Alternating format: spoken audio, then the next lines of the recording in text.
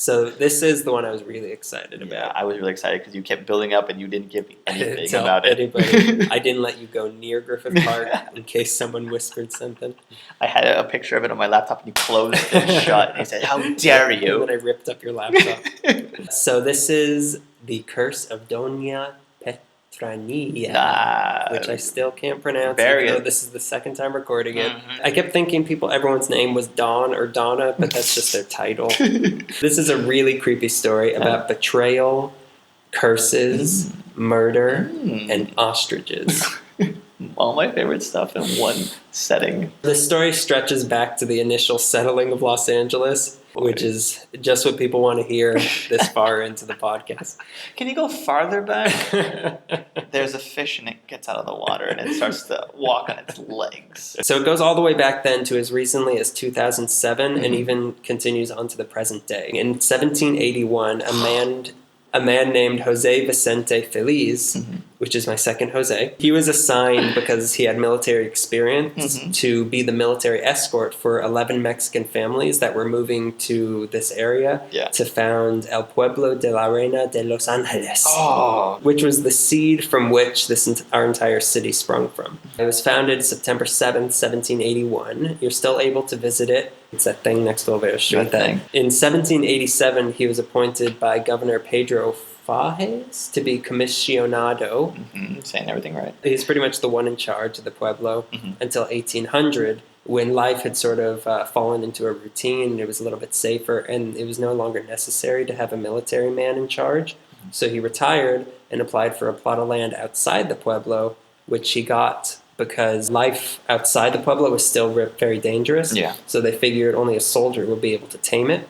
So they gave him 6,647 acres, which became Rancho Los Feliz. It covered what is now Los Feliz. That's where the name came from, and also a large part of what is now Griffith Park. So the ranch was referred to as Happy Farm because their name Feliz, which means Christmas. So Feliz died in 1822, and from there the land went to his wife Doña Maria Ignacia Feliz Verdugo, who then in 1853 deeded it to her daughters and her son Don Jose Antonio Feliz. And this is where our story truly begins. Oh boy. The daughters ended up selling their shares of the land for $1 an acre to the family attorney, Don Antonio Coronel. So Don Feliz was never married, and he lived on the ranch with his sister Soledad and their brother's orphan daughter, Doña Petronilla. So in 1863, Don Feliz contracted smallpox, and fearing that he would spread it to the 17-year-old Petronilla, he sent her away to live somewhere else until there was no more danger of her getting it. So then during this time, the family attorney, Don Coronel, he was also an LA City Council member and also a former mayor, he came to visit with the lawyer of his own named Don Inocante. When they came, Don Feliz, he was already on his deathbed, and the two insisted on drawing up his will before it was too late, which he was dead. He was pretty much dead. And what they did, he was so sick, he couldn't do anything, so it said that the lawyers attached a stick to the back of his head, and they would nod his head for him, whenever they would say some agreement that he would have to agree to. And then they asked him, are you a stupid face? And then they would nod his head. This ties back to Marion Parker, by the way, but not in a funny way. Then Don Feliz died, and conveniently, surprise, surprise, Don Coronel got all the land that he had, while Soledad got some furniture, and Petronilla, when she came back to the ranch, she found out that she got absolutely nothing. Wow. So she was furious, and this is what she said. Your falsity shall be your ruin. The substance of the Feliz family shall be your curse. The lawyer that assisted you in your infamy and the judge shall fall beneath the same curse. You, senor, shall know misery in your age, and although you die rich, your substance shall go to vile persons.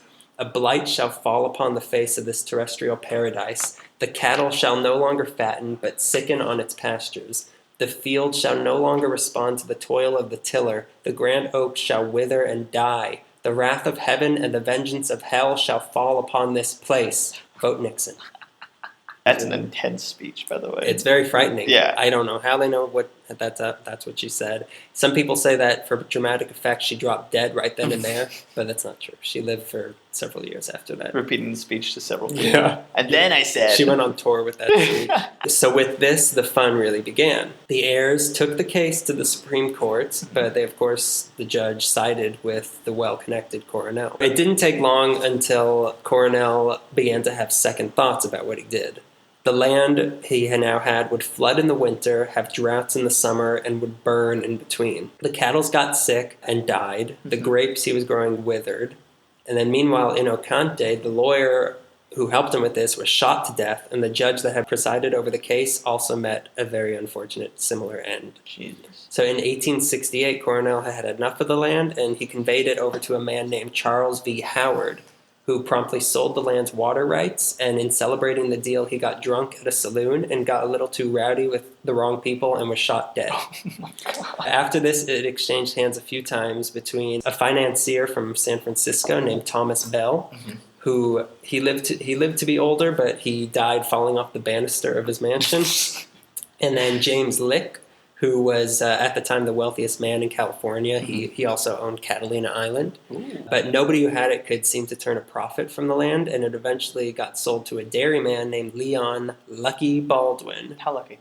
I'll tell you how lucky. His cows got sick, fires destroyed his grains, grasshoppers ate his crops, and his dairy failed. And then he got even luckier when he went on a business trip to Mexico and got killed by a band of banditos. Wow.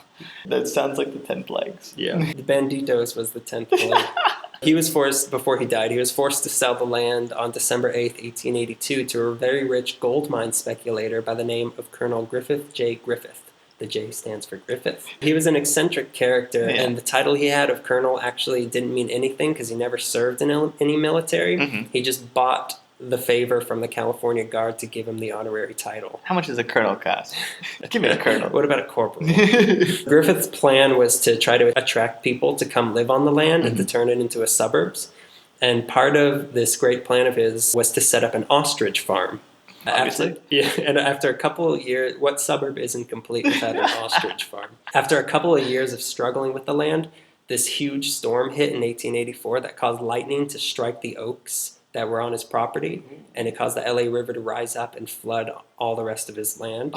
And during this storm, the ranch hands claimed that they saw the ghost of Don Feliz dancing on top of the waves to the El Jarabe, which is the such a fun song for a ghost.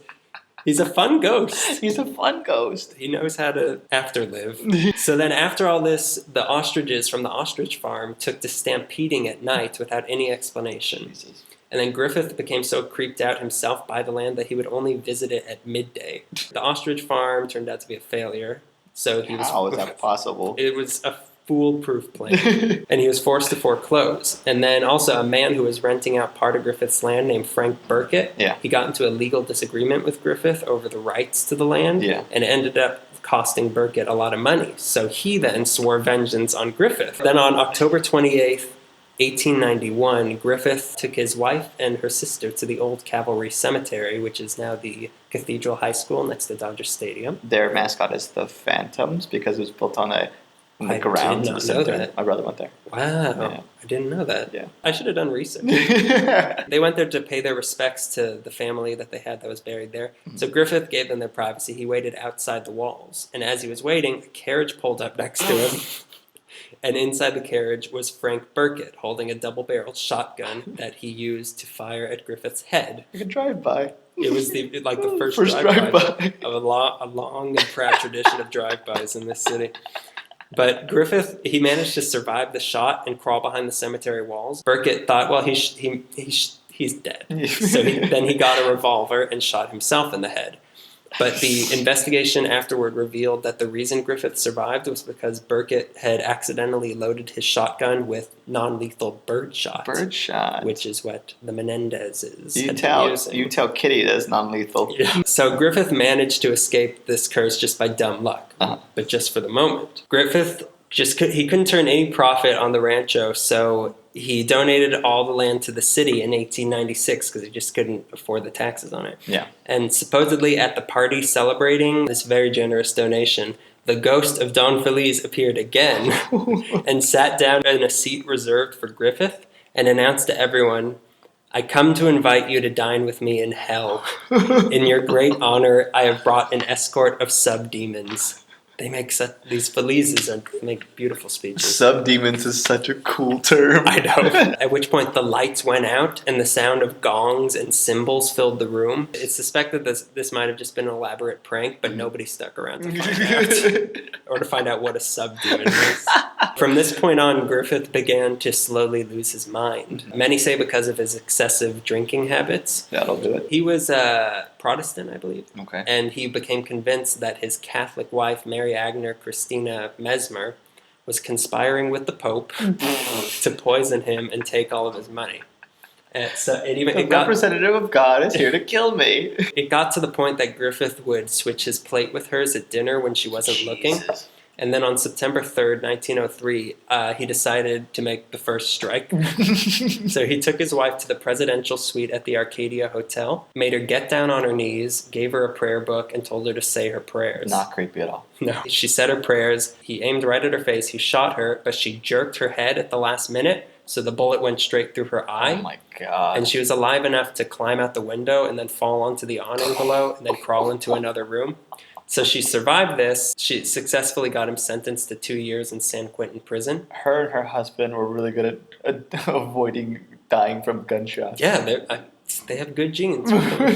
He was said to have alcoholic insanity, and he served just 1 year before he got released. Shot my wife, give me a year. I could do it in one. So when he got out, nobody wanted anything to do with him. He eventually died of liver disease in 1919, and he left in his will $700,000 to be given to the city to build what will become the Greek Amphitheater and the Griffith Observatory, which will keep the curse going even longer. So after this, the curse took the form a lot of times as a wildfire. On October 3rd, 1933, 3,780 men were clearing brush at the Mineral Wells area when a fire broke out, and a lot of them volunteered to try to fight it. Problem was that none of them knew how to fight a fire, and they all got trapped. When all was said and done, 29 of them died, 150 were injured. The firefighters that came were able to contain the blaze to 47 acres. It remains to this day the deadliest in LA history. Another large fire occurred in 1961. Then in 2006, LA County's Acute Communicable Disease Control Unit put the park on bubonic plague alert. They had the signs for that on the bike path, and I'd be like, what? Warning, Black Death ahead. Don't eat rats. I know they're delicious. Everyone just stop eating the rats. So they put it on bubonic plague alert when a person that had been hiking through the park had been found to contract it. And then on May 8th, 2007, a huge fire, it burned 800 acres of land in the park. This had been the 5th fire in the park just since 2006. Jesus. So then going back to things that have been built by Griffith's death grant, the observatory went on to become the centerpiece of the movie Rebel Without a Cause. This setting defined the movie that went on to define the career of several actors, including James Dean, who defined a cultural movement. Much like Rudy Valentino. The 3 stars of the movie. James Dean died in a traffic accident at age 24. 24? 24, can you imagine that? That's ridiculous. Yeah. Natalie Wood fell off a boat, hit her head, and then drowned off the coast of Catalina Island. That's what Robert Wagner wants you to believe. Go ahead. At age 43. And Sal Mineo was murdered outside his West Hollywood apartment at age 37. I never actually thought about I know, it was weird. Like, they were saying all these things with the curse, and then they mentioned Griffith Observatory, and then they mentioned the James Dean sculpture, and I was like, oh my God, it's all true. Other things that had happened in the park, the suicide of Peg Entwistle. She jumped off the H on the Hollywood sign. There's reports of a ghost of a man walking down the steps near the merry-go-round and disappearing before the last step. People visiting the old zoo grounds have had visions of sick and cannibalistic animals and monkeys hanging themselves. This is the one that scares me most of all. There's reports of this horrifying humanoid beast that's in the park. He has green skin, red hair, a really long body. His back is bent way back, and then his neck is bent way forward, like a S. Yeah. He has no whites in his eyes. Oh, God. The rangers in the park, for some reason, are also not allowed to tell ghost stories. Not all of the owners of the land have fallen victim to some unfortunate fate. Like James Lick, he was fine. Yeah. But people say this because his part of the land, that he owned didn't belong to the part that should have gone to Petronella. So they say he was exempt from the curse. It's in that policy, yeah. Yeah, it's in the curse contract. Nowadays, Don Felice's ghost is reportedly spotted on horseback near B Rock. Mm-hmm. Griffith's ghost is seen also on horseback roaming around the grounds. Doña Petronilla herself is seen sometimes on horseback, other times in a white dress peering through the windows of the old Paco Feliz adobe at midnight. Griffith Park is the second largest park in California. Come visit. Terrifying. It's horrifying. If you walk that those 2 to 4 hour trails as it's becoming dusk. You've started too late. Yeah, and by the time I get to the car, which I park near the merry-go-round, I'm gonna be dead by this big green monster. Just hide behind the hanging monkeys.